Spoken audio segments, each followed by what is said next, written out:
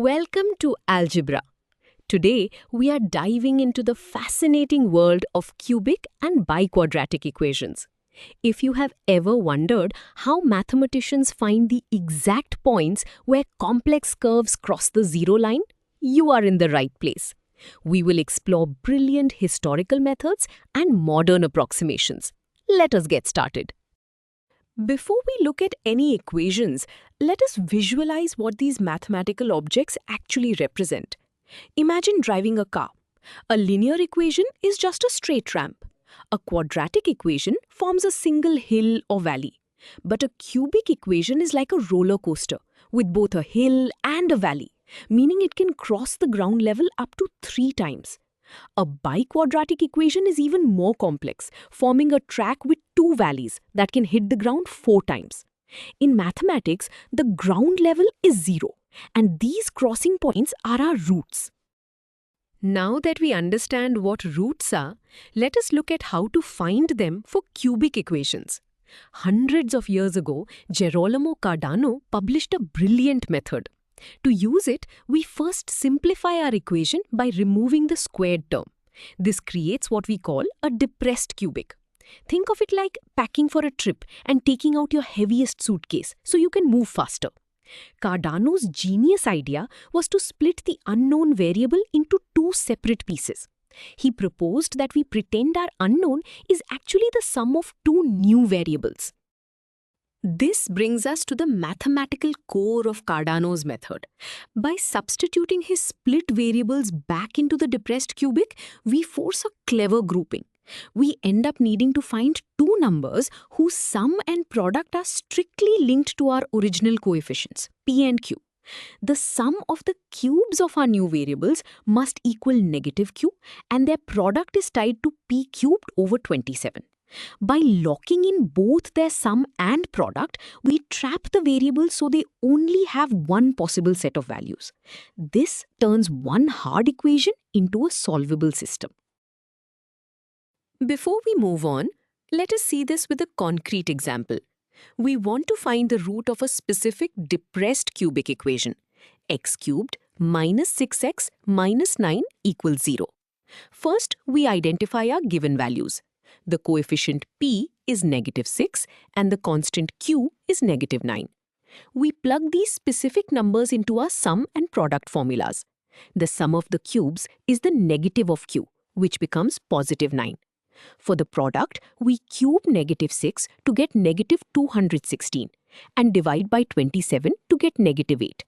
The formula's negative sign turns this into a positive 8.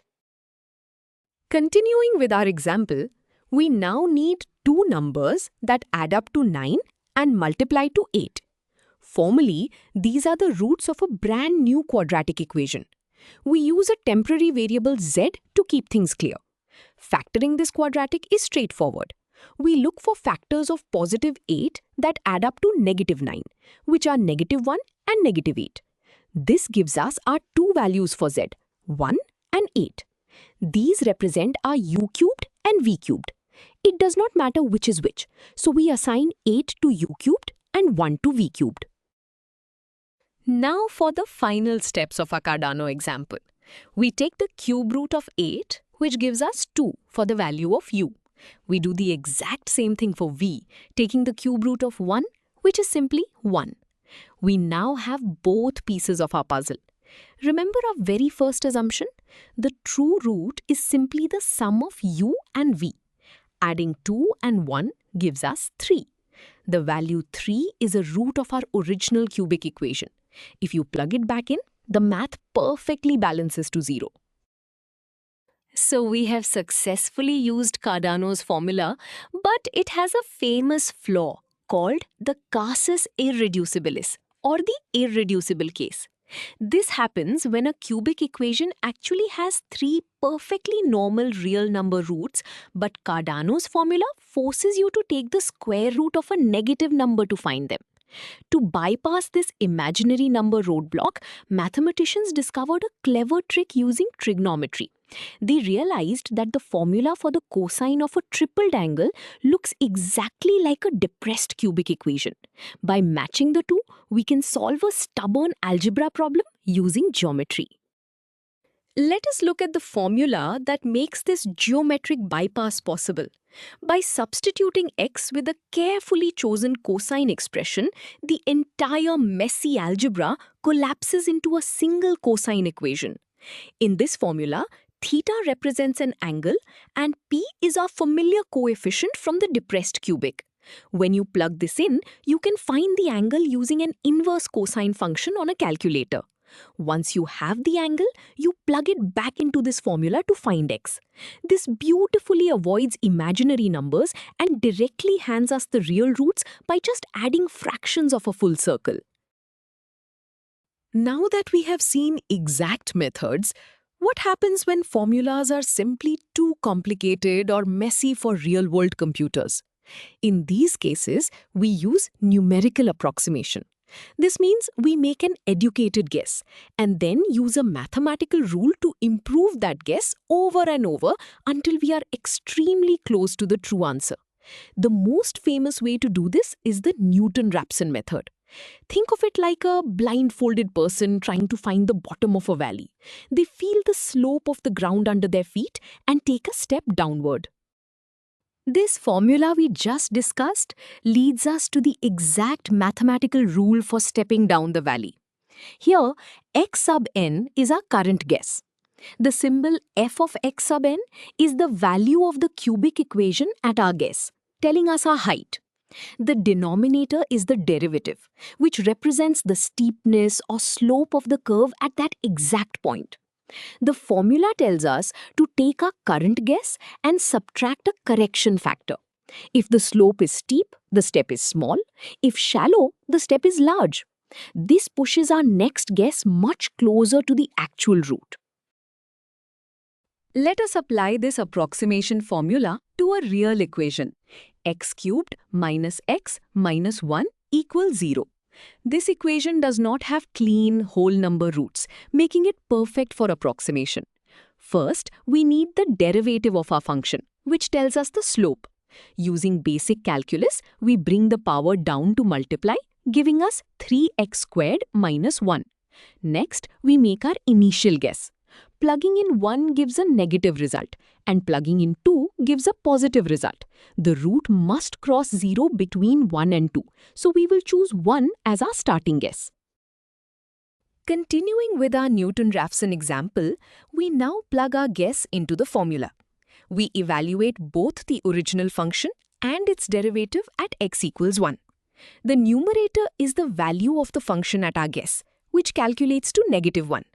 The denominator is the slope at our guess, which calculates to 2. We subtract this fraction from our initial guess of 1. The double negative becomes a positive, giving us a final answer for our first iteration of 1.5. In just one step, we moved from a rough guess to a much more accurate estimate.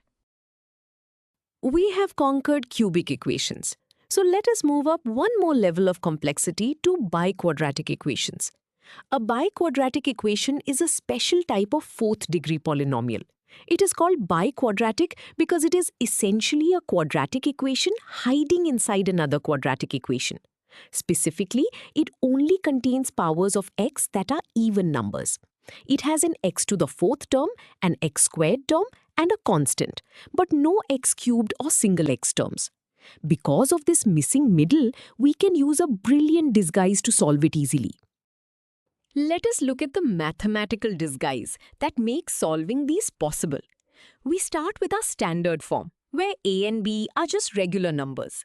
The trick is a technique called substitution. We create a temporary new variable, y, and set it equal to x squared.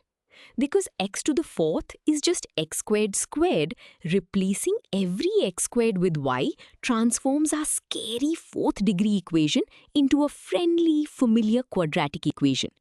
We have essentially put a mask on the equation to make it look simpler, allowing us to use standard factoring to find the roots.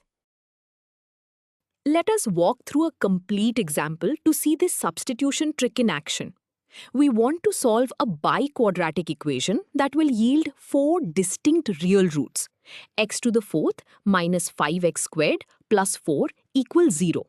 We apply our substitution, replacing x squared with y. This turns our fourth degree equation into a simple quadratic equation. The x to the fourth becomes y squared and the negative 5x squared becomes negative 5y. We now have a standard quadratic equation that we can easily factor using techniques we already know. Continuing with our disguised equation, we need to find two numbers that multiply to positive 4 and add up to negative 5. Those numbers are negative 1 and negative 4. We use these to factor the quadratic equation into two binomials. Y minus 1 times y minus 4 equals 0. This tells us that our temporary variable y has two possible solutions, 1 and 4. But remember, y is just a temporary disguise. We are not done yet because our original equation asked us to find the values of x, not y. Now comes the crucial final step. We must reverse our substitution to unmask the actual values of x. We set x squared equal to our first y value, which is 1. Taking the square root gives us positive and negative 1. Next, we set x squared equal to our second y value, which is 4. Taking the square root gives us positive and negative 2. We have found all 4 roots. Because both of our y values were positive, all 4 of our final x roots are real numbers.